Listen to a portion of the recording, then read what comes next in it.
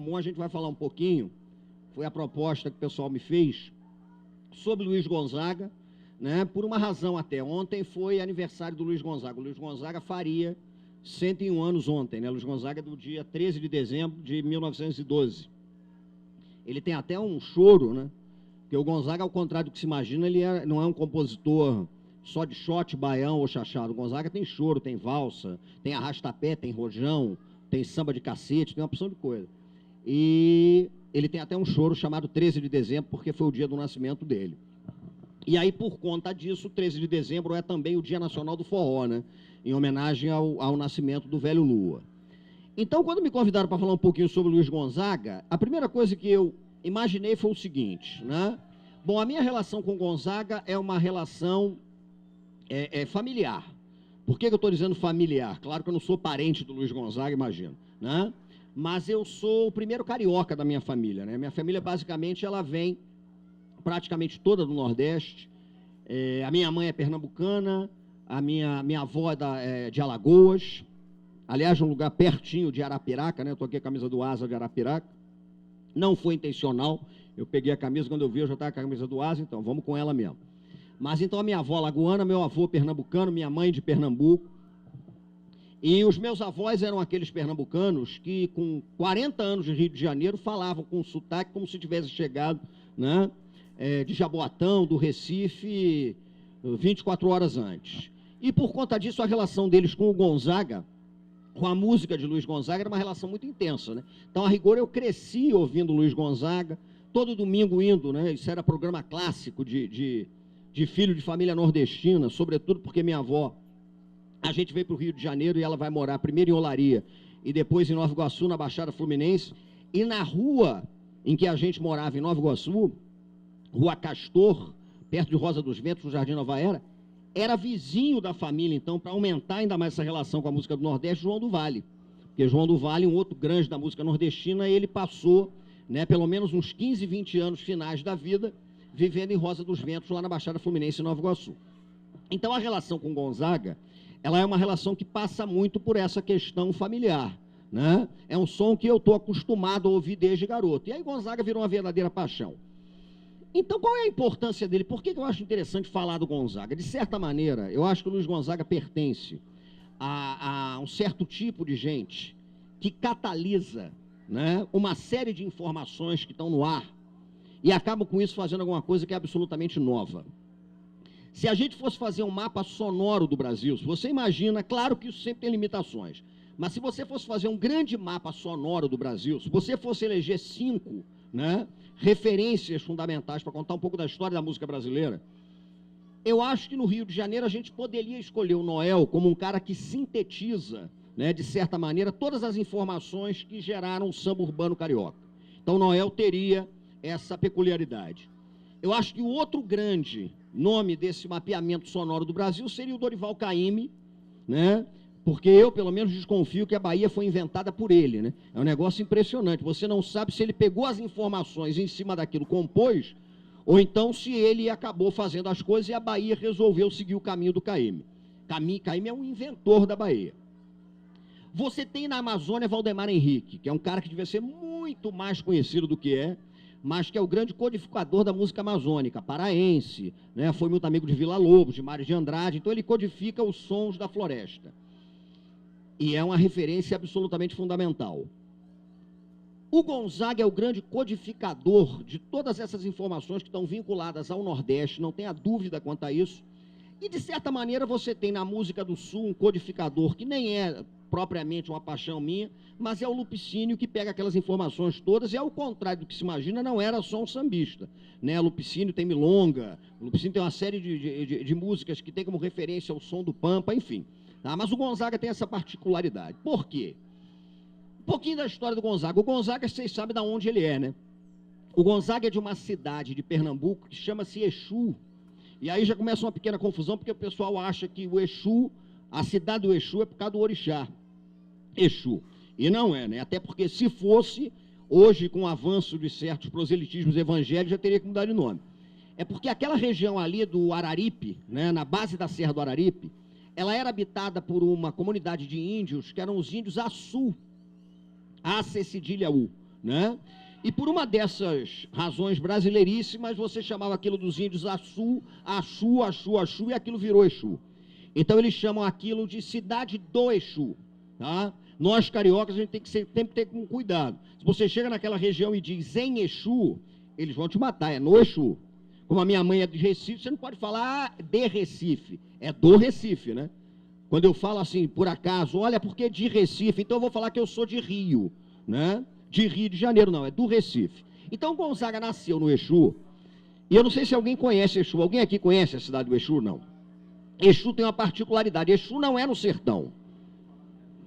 Exu não é no sertão, Exu é na base da Serra do Araripe. Então Exu, de certa maneira, fica no Agreste, né? E o Agreste é aquela transição entre um Nordeste urbano e um Nordeste que é sertanejo. O Agreste é uma região de transição. De certa forma, isso ajuda a entender um pouco da obra do Gonzaga. Porque o Gonzaga é um sujeito que cresce escutando os sons, né, que vinham do sertão, cresce escutando os sons urbanos, tem a música do Agreste. E a primeira coisa que eu sempre costumo dizer é o seguinte: o Gonzaga é de 1912. Então ele, jovem, ele com 10, 11, 12, 13, 14, 15 anos, ele vivencia um Nordeste que era profundamente marcado pelo fenômeno do cangaço. E o cangaço tem uma particularidade que é evidente. O cangaço é um fenômeno que mistura muita violência. Claro, o cangaceiro é, a rigor, né, um sujeito que vai ser considerado à margem da lei. Então a violência faz parte do cotidiano do cangaço. Mas é uma violência repleta de arte, de beleza. Você verifica isso na vestimenta do cangaço, na maneira como os cangaceiros se vestiam. Você verifica isso até na origem do nome cangaço. Não sei se vocês sabem de onde vem isso. Cangaço vem de canga, né? Porque a canga no Nordeste é aquele pano que você cruza para você amarrar o boi e colocar o boi no carro de boi. Então, quando você bota o pano trançado, você diz que está cangado. A nossa canga de praia vem mais ou menos daí, né? De você jogar o pano por cima. Como os cangaceiros não tinham residência fixa, o cangaceiro costumava se dizer que ele levava a casa no corpo, né? Então, eles sempre vinham com cangas, de um lado do outro, né? As balas, né? As balas que eles levavam eram sempre balas que estavam na canga, e eles eram conhecidos como os homens que viviam cangados pela arma. E daí você começa a usar a expressão cangaço. E o cangaço, ele estava repleto também dessa questão da arte que é misturada com a violência. Eu sempre falo isso, que um dia eu vou fazer, mas ainda não tomei coragem não. Se algum de vocês quiser se entusiasmar, faça. Eu acho que dá para fazer uma comparação curiosa entre o cangaço e o funk carioca. Aí você vai dizer, mas como é? O cangaço e o funk, isso é uma viagem. É claro que é uma viagem, mas a gente tem que ter essas ousadias. Porque se você pega um certo discurso sobre o funk, vamos pensar no funk, vamos logo porque é mais pesado, o funk proibidão, né? Aí de vez em quando tem gente que fala assim, não, mas o proibidão, ele flerta com o ilícito, ele flerta com o ilegal, né? Aí o cara faz um funk daquele e começa a dizer, corre, corre rapaziada, a poliçada vem aí, né? Para o cara sair correndo da polícia. Ou então uma certa vulgarização da figura feminina, que está presente em alguns funks com uma sexualidade mais exacerbada, aquela coisa do funk da cachorra, aquele negócio todo. Quando você pega o cangaço, eu vou dar um exemplo concreto aqui, você quer ver? Você pega, por exemplo, no cangaço, agora eu não vou usar o microfone. Você pega uma canção do cangaço que a gente aprende em escola, né? Você pega uma aulinha de música em escola, o cara toca isso. É uma canção do cangaço, é de autoria de Volta Seca, que foi cangaceiro do Bando de Lampião com Zé do Norte, né? Que não era cangaceiro, mas que teve uma relação muito íntima com esse pessoal. Que é o Acorda Maria Bonita. E se você pegar a letra de Acorda Maria Bonita... Você vai ver, né? Seria mais ou menos assim. Tem versão como acorda, tem versão como levanta, né? Acorda Maria bonita, levanta, vai fazer café, e o dia já vem raiando, e a polícia já está de pé. A letra dessa música do cangaço, que parece inocente, basicamente quer dizer o seguinte: Maria acorda, prepara o café, porque a polícia está vindo atrás da gente, a gente tem que sair correndo. Ou então você pega a letra original de Farinhada, e aí você imagina como é que está presente a sexualidade em Farinhada. A letra original de Farinhada é simplesmente essa, também de Volta Seca, cangaceiro. Letra de Farinhada, né? Vou pegar o tom aqui. A farinhada lá na casa do pedreira nunca vi mulher. foto fazendo mulher solteira. Eu torei um pau, eu mesmo fiz a gamela, eu mesmo chamei a moça, eu mesmo casei com ela. Oitava na peneira, oitava peneirando, oitava no namoro, oitava namorando. Ô menina, case comigo que você não passa fome de manhã, porque um pinto de noite, o pinto te come. Isso é do cangaço, né? De manhã tu come pinto, de noite o pinto te come. Então, cangaço, ele tinha essas referências interessantes que misturam um pouco a violência e a arte. E, de certa forma, os bailes do cangaço, eles começam a codificar os sons que se cristalizam como sons do Nordeste. Porque o Nordeste brasileiro, vocês sabem disso, tem muita gente aqui que deve provavelmente ter uma relação mais íntima com a música. Eu não sou músico, é só uma curiosidade aqui, né, a brincadeira que a gente faz com violão. Mas o Nordeste brasileiro, você pega a questão do forró. Não, o forró não é um ritmo. Aliás, forró também não tem nada a ver com aquela explicação maluca que ninguém sabe de onde surgiu, que era o forró, né? A festa para todos e etc. O forró é uma corruptela da expressão forró-bodó. O forró-bodó, basicamente, era uma festa com dança que terminava em confusão. Você pega a Chiquinha Gonzaga, em 1893, ela tem uma música chamada Forró-bodó de Massada. O forró-bodó de Massada, que é gostoso como ele só, é tão bom como a cocada e é melhor que um pão de ló. Enfim. Então o forró, corruptela de forró-bodó, ele era essa festa em que você tocava diversos ritmos. E dentre os ritmos do Nordeste, você tem 3 ritmos que são considerados aqueles fundamentais e que cristalizam, de certa forma, a música do cangaço, né? Isso vai ser muito incorporado às referências do Luiz Gonzaga. O primeiro desses ritmos é o chachado, né? O chachado é o primeiro desses ritmos, um ritmo que tem o nome, inclusive, que é fruto de uma tremenda polêmica, né? Tem gente que fala que chachado derivaria, a expressão chachado, do som que fazia a sandália escorrendo no salão, né? Chachado, chachado, chachado, chachado, chachado. O Câmara Cascudo diz que não tem nada a ver com isso, que chachado seria uma corruptela de parrachachá, que eram os cantos de desafio do cangaço. Quando você queria sacanear o outro, chamar o outro para briga, né? A gente chama esses cantos de desafio de parrachachás do cangaço. Então, para o Câmara Cascudo, chachado viria do velho parrachachá. Tá? De qualquer forma, o chachado é uma música que tem como referência o cangaço, com um detalhe curioso. O bailado do chachado, ele era um bailado exclusivamente masculino. Porque o chachado começou a se definir na década de 20, tá? E era uma década em que a mulher ainda não estava no cangaço. A mulher chega no cangaço na virada para os anos 30, com Maria Bonita, com Déia, que foi mulher de Curisca, etc. e tal. E o chachado era normalmente realizado, o baile do chachado, depois de batalha, depois de guerra. Tá? E o curioso é que os cangaceiros diziam, mesmo quando as mulheres começam a participar dos bandos, que no chachado a mulher não entrava, a mulher não podia dançar. Que o par do cangaceiro no chachado era o rifle. Né? Então você pegava o rifle era o teu par. O ritmo do chachado também é um certo enigma, mas as referências mais próximas é que o chachado teria uma origem indígena, com aquela batida do chachado muito seca, né? E que teria a ver com certos ritmos dos cariri, dos índios que viviam na região. E a batida do chachado é essa aqui, ó. chachado seria isso, né?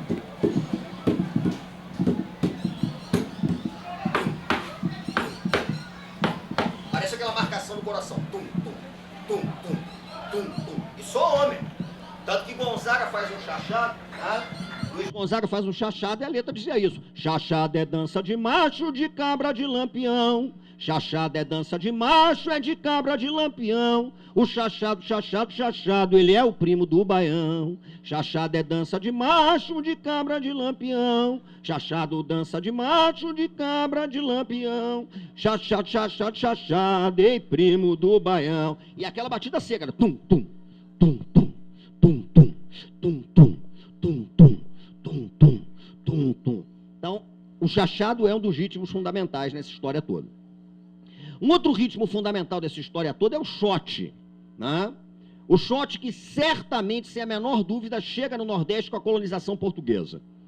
Porque o xote é essencialmente derivado de certos ritmos e coreografias da Europa. Né? Tem gente, por exemplo, que diz que xote viria de Scott, né? Um tipo de dança europeia. A batida do xote, ela é propícia à dança de casal. Então, enquanto o chachado seria isso, segura aqui para mim, só um instantinho. Enquanto chachado seria isso, né?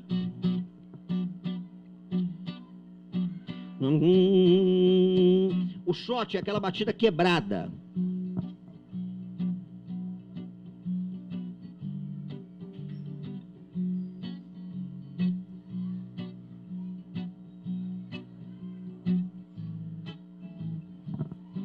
Shot seria isso. Percussão, né?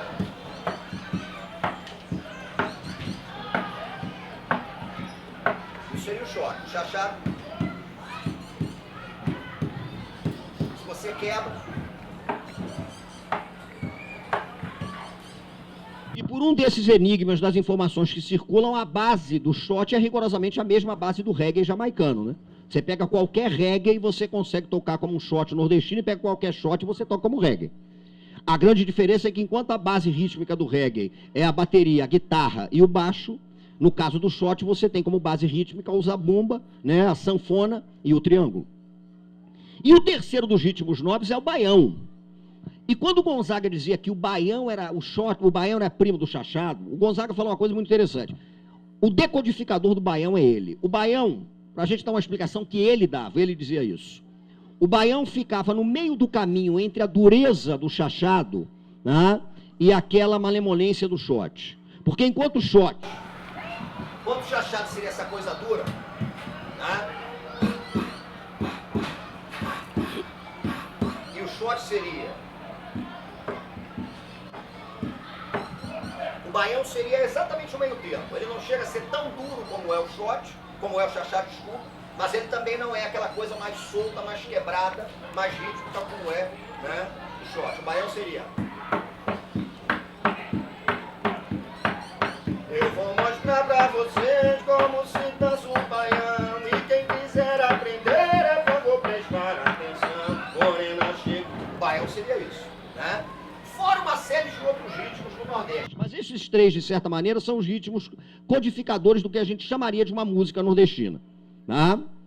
E o Gonzaga, de certa maneira, é o cara que codifica essas informações. Vocês sabem perfeitamente que o Gonzaga era filho de um sanfoneiro, né, do velho Januário, do Exu.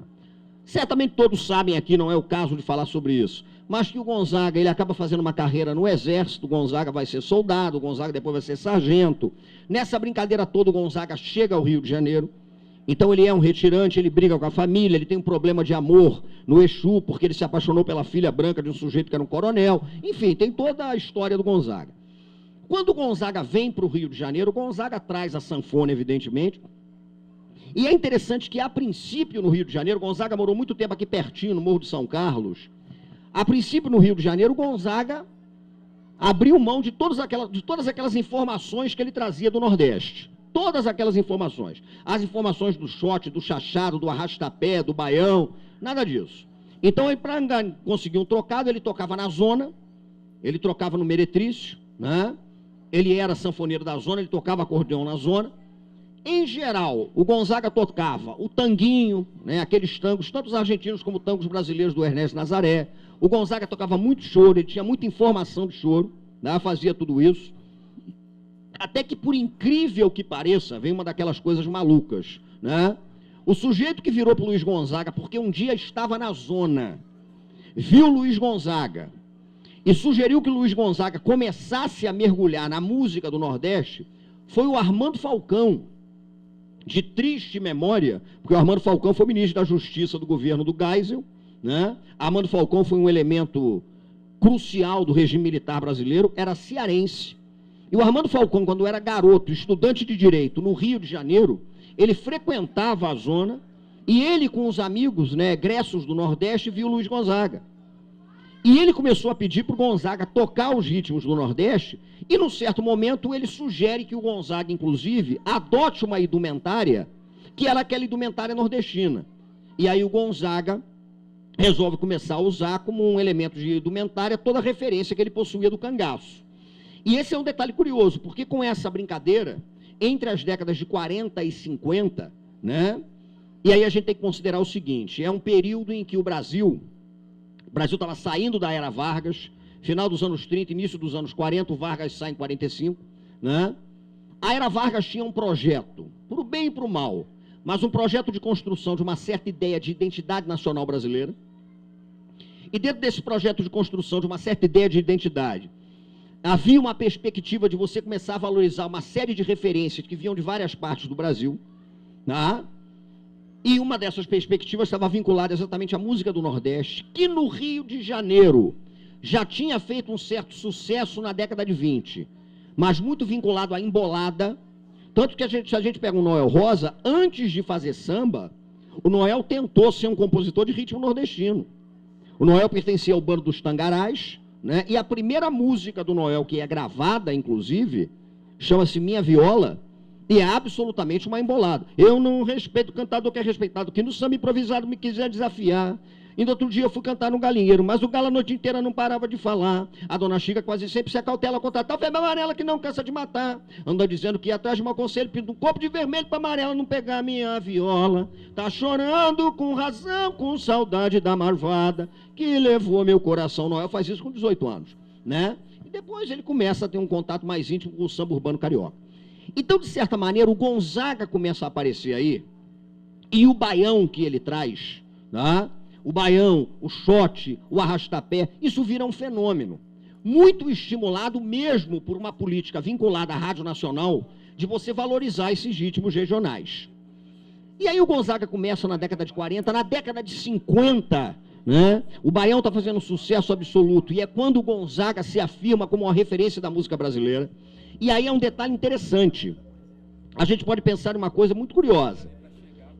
O que é isso? Esse sonzinho aí tá... Enfim, mas olha só, a grande questão é a seguinte. Se você começa a trabalhar a música brasileira na década de 50, a gente sempre costuma trabalhar com a seguinte ideia. Bom, na década de 50 você tem a explosão, a partir de 54, 55, 56, da Bossa Nova. Você pega um livro didático de história, a Bossa Nova aparece. Né? Você vai ver um programa de televisão, a Bossa Nova aparece. A Bossa Nova seria a referência. Mas aqui a gente tem que pisar um pouco no freio para considerar primeiro o seguinte. A Bossa Nova nunca foi uma música capaz de transcender o grupo em que ela foi criada. Você vai ver que nenhum dos nomes da Bossa Nova estourou vendagem, não tem nada disso. E a Bossa Nova, de certa maneira, isso tudo está acontecendo na transição para o Juscelino Kubitschek.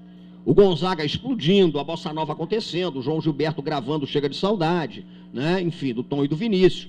Mas aí acontece uma coisa interessante. E é isso que a gente tem que ver. Quando a gente trabalha a historiografia da música popular brasileira, a gente observa o seguinte, você fala assim, bom, a Bossa Nova, de certa forma, refletia os anos dourados do Juscelino Kubitschek. Então estava tudo bem, o Brasil cresceria 50 anos em 5, o Juscelino era um cara simpático, o Juscelino sorria, o Juscelino, de certa maneira, trouxe, né, para um país que estava arrasado, porque o Brasil era, com toda a justiça, um país depressivo quando o Juscelino assume. Né? O Brasil tinha saído de 2 pancadas, que é difícil você superar isso. Em 50 a gente perde uma Copa do Mundo em casa, e em 1954 o presidente mais popular do país até então resolve se matar. Então admitamos que você sair, né, de uma derrota numa Copa do Mundo e sair de um suicídio de um presidente popular não é tão simples assim. Tanto que esse é um período muito marcado pelo advento da música de fossa. Né? A música de fossa, a cornitude, é quando Lupicínio Rodrigues ele passa a ser conhecido como o rei da cornitude. É quando Lupicínio, por exemplo, compõe e explode com Nervos de Aço. O Nelson Rodrigues dizia uma coisa sobre Nervos de Aço que era muito curiosa. O Nelson Rodrigues dizia que Nervos de Aço era uma música que você podia considerar que o cara estava cantando para a mulher amada, mas você podia considerar que era o cara cantando para Jules Rimet, porque a Copa do Mundo tinha corneado a gente e tinha fugido com o uruguaio. Porque se você imagina a letra, você olhando a taça e você canta, você sabe o que é ter um amor, meu senhor, ter loucura por uma mulher, e depois encontrar esse amor, meu senhor, nos braços de um outro qualquer. Aí você imagina o Obtúlio Varela levantando a taça. Você sabe o que é ter um amor, meu senhor, e por ele quase morrer, e depois encontrá-lo em um braço, que nem um pedaço do seu pode ser. Há pessoas com nervo de aço. Enfim, havia uma coisa ali que era meio depressiva. E o Juscelino, de certa forma, ele traz um clima de positividade que está expresso, sobretudo, nas letras da Bossa Nova, né? O Chega de Saudade pode ser entendido a partir dessa perspectiva. Você só não está falando chega de saudade da mulher amada, você está falando chega de saudade do presidente que se matou, chega de saudade da Júlia Rimet que fugiu com o uruguaio, né? Chega, porque as coisas podem funcionar bem.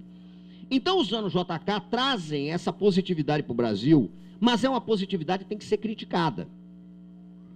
Porque o tal do plano de metas, né, ele tem um lado que você pode dizer que é um lado positivo, mas você tem um lado dos excluídos absolutos do plano de metas. A gente não pode esquecer que em 1954, 55, 56, quando o JK está assumindo, o Nordeste vive aquela que é até hoje uma das 3 maiores secas de sua história. É a seca de 1870, que matou 200 mil só no Ceará. É a seca de 1891. E como o Brasil tem essa relação curiosa com esse tipo de coisa, é uma seca que, inclusive, foi apelidada carinhosamente de a fome do Noventinha, né? Então a gente coloca um apelido carinhoso numa seca que dizimou uma porrada de coisa. E a seca de 1954, 55 é braba, né? De certa forma, é interessante você ter o desafio de ouvir o João Gilberto e ouvir o Luiz Gonzaga. Porque você vai ver que, de certa maneira, o João Gilberto, naquele momento, cantava o Brasil do plano de metas que podia dar certo. O Brasil que se desenvolvia, o Brasil do automóvel, o Brasil do barquinho, da menina gostosa que caminha para a praia, do cara que está tomando seu chopp gelado. Mas o Gonzaga, ele foi o grande cantador daquele Brasil que foi excluído por esses projetos todos. Que era o Brasil da seca, o Brasil da Romaria ao Juazeiro, o Brasil que não tinha carro.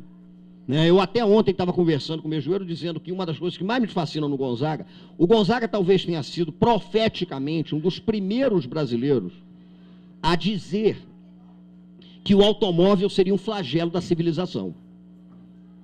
Porque nos anos JK o automóvel virou símbolo daquela ideia toda, né? De um Brasil que ascendia, de uma classe média que tinha acesso a bens de consumo e etc e tal. E aquele Nordeste era absolutamente esquecido. É exatamente nesse período de transição dos anos 40 para os anos 50, para a entrada dos anos 60, em que o automóvel se transforma num ícone, né, do que a gente gostaria de ter e etc e tal, que o Gonzaga, por exemplo, vem e faz com Humberto Teixeira Sertão do Canindé. Que a gente ouvindo hoje acha muito bonito, mas Sertão do Canindé era uma pancada no plano de metas e na opção rodoviarista do Juscelino Kubitschek. Eu acho que a maioria aqui deve conhecer. Conhece Sertão do Canindé, não? Então você imagina isso, no momento que você está fazendo a Belém-Brasília, todo mundo tem carro, a Volkswagen está entrando, né? O carro vira o ícone da possibilidade de acesso a bens de consumo, ascensão social. Aí o Gonzaga me vem com isso aqui, quer ver? Sertão do Canindé já começa assim, deixa eu ver se eu lembro. Tirar uma aguinha. Ah, tá aqui. Peraí, pô, tô há horas aqui com a boca seca no fio. Isso aqui é uma estratégia para eu lembrar como é que começa exatamente Sertão do Canindé.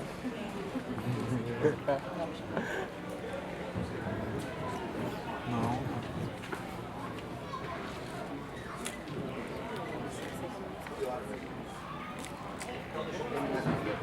Tá, aí eu vou para mudar.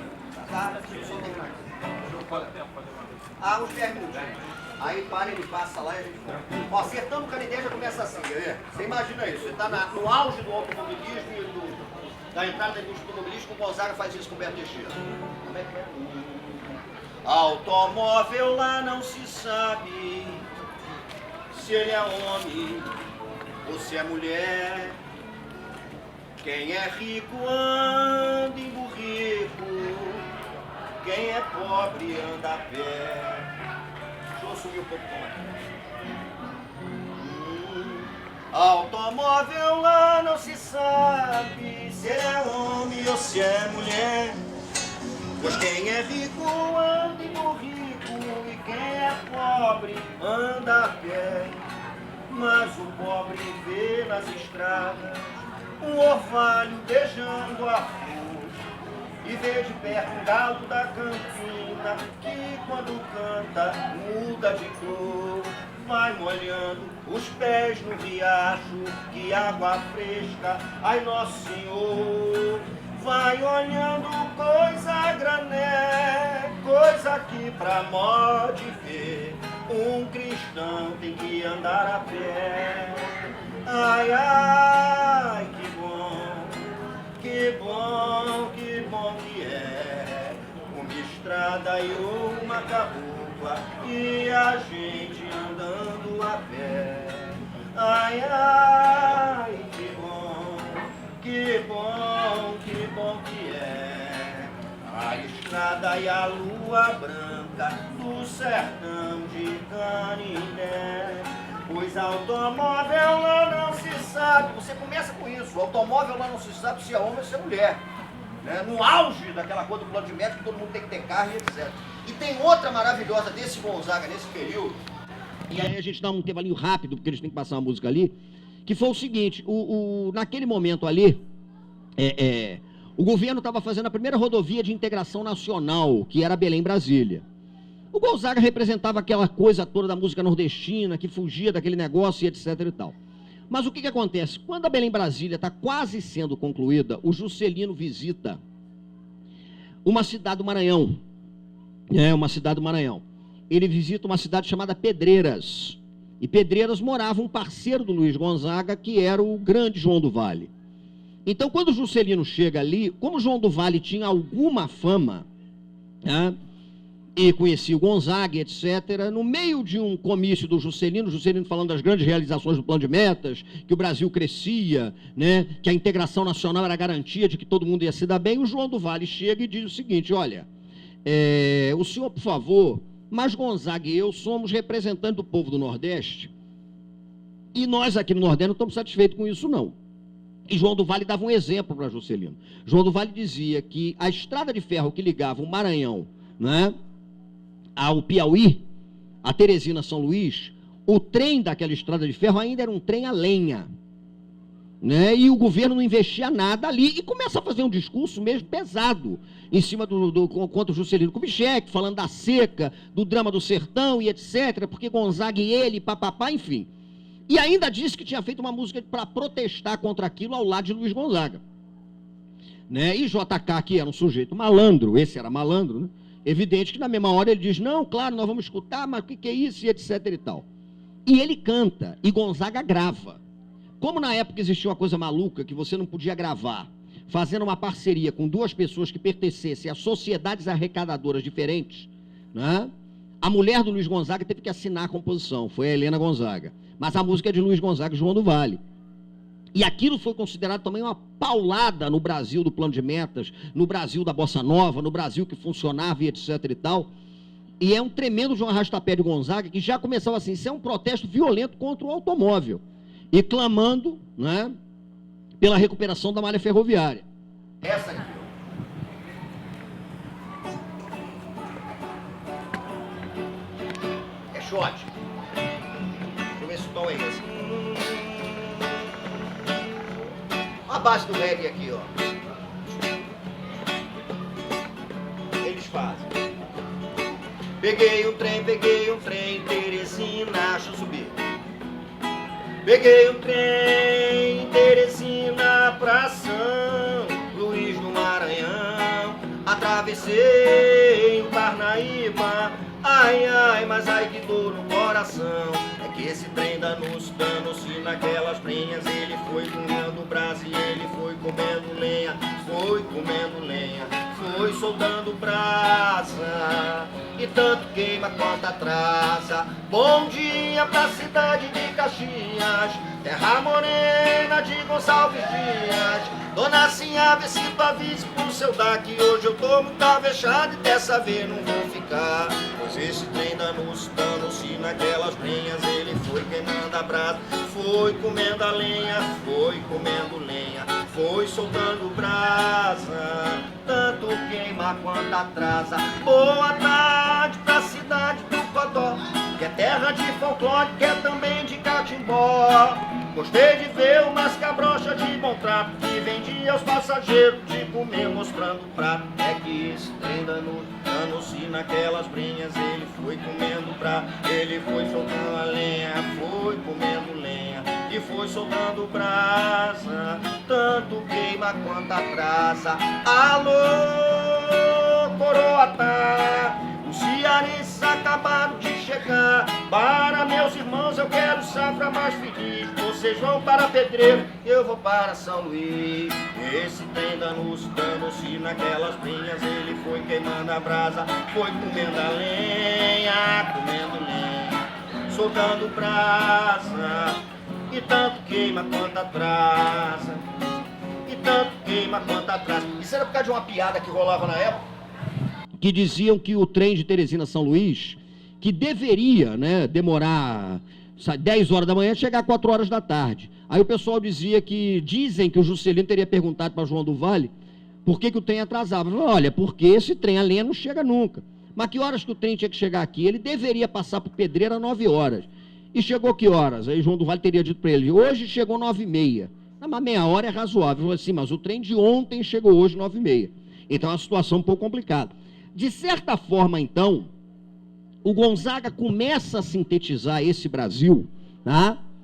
Que é um Brasil que está completamente descolado de uma certa visão de Brasil oficial, né? E que, vamos admitir, tinha o Rio de Janeiro como ícone e referência maior.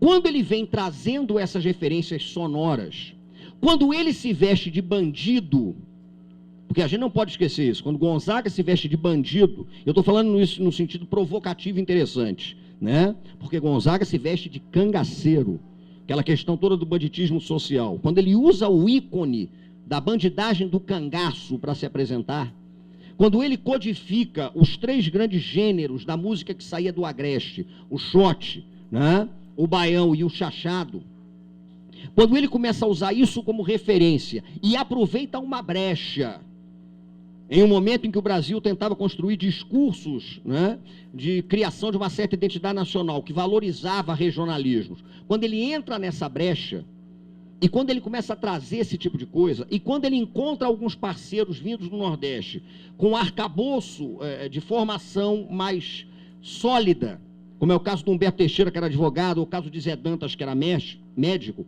eles começam a fazer uma coisa que é absolutamente formidável. Então você pode traçar um paralelo entre a música do Gonzaga naquele período. Estou falando do período em que ele está explodindo, as décadas de 40 e 50. Tá? Com um certo discurso oficial sobre o Brasil, que é absolutamente fascinante. Se o carro é um instrumento, é o símbolo do consumo que está começando a se edificar naquele contexto, o Gonzaga é o sujeito que vem com um discurso dizendo que na terra de onde ele vem, ninguém sabe se o automóvel é um homem ou uma mulher. Né? Se você está dizendo que você vai criar uma rodovia de integração nacional porque o Brasil está se inserindo no contexto das nações que vão se desenvolver, o Gonzaga é o sujeito que chega e lembra para você, ao lado de João do Vale, né, que ali tem um trem a lenha que demora 2 dias para poder chegar. Então, se você tem, por exemplo, uma visão de que o Brasil é um Brasil que tem o Rio de Janeiro como referência, o carioca, que é um tipo de mito que a gente também tem que discutir muito, né? Se ainda é viável a gente falar sobre essa ideia da identidade do carioca, que também está muito construída a partir dessa época, a partir da bossa nova, a partir da questão da praia. O Gonzaga, de certa maneira, ele representa uma antítese disso tudo. E, ao mesmo tempo, é um grande codificador de todos aqueles sons que ele ouvia da infância. E, nesse sentido, é que ele propõe uma coisa que é absolutamente nova. Tá? Então, a gente tem que ter primeiro essa perspectiva. A gente tem que deixar de domesticar o Luiz Gonzaga. A gente tem que começar a reconhecer o Luiz Gonzaga como o cara que pegou um ícone de uma vestimenta de bandido e usou aquilo, né, para aparecer, para cantar na rádio, para fazer show. A gente tem que lembrar do Gonzaga como sujeito que faz a antítese do Brasil, que dava certo dos anos JK, do Brasil do Pano de Metas. A gente tem que lembrar do Luiz Gonzaga como sujeito que trabalha com aquela coisa mais pancada do chachado, aquela malemolência sensual do shot e do baião, em contraposição ao nosso samba carioca, que foi escolhido naquele contexto como uma referência de uma música que representaria a ideia de uma identidade utópica do Brasil. Então o Gonzaga representa uma oposição a uma série de coisas. Senão a gente acaba domesticando o Gonzaga como agora estão domesticando o Nelson Mandela, né? Então a primeira perspectiva que a gente tem que ter é essa. Vamos só deixar passar ali 5 minutos e a gente volta em 5 minutinhos, só para passar a música ali. E a gente continua.